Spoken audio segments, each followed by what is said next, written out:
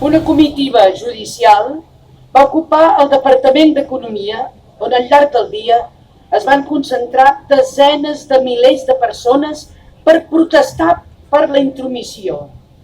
A més de Jordi Sánchez i Jordi Cuixart, condemnats pel Tribunal Suprem, una trentena d'alts càrrecs i personal de l'administració catalana continuen encausats i pendents de judici 5 anys després dels fets.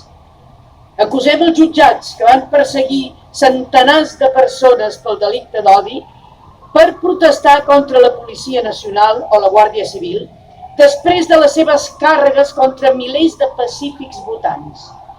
Així ho va fer el jutjat del Vendrell, que va processar l'alcalde, regidors de Torredembarra i 14 veïns. També el de Reus, que va atribuir el delicte d'odi a diversos regidors del municipi i va detenir-ne 2 per haver signat un manifest contra la brutalitat policial de l'1 d'octubre. El fiscal del jutjat de Calella va fer una petició de 3 anys de presó a diversos ciutadans per protestar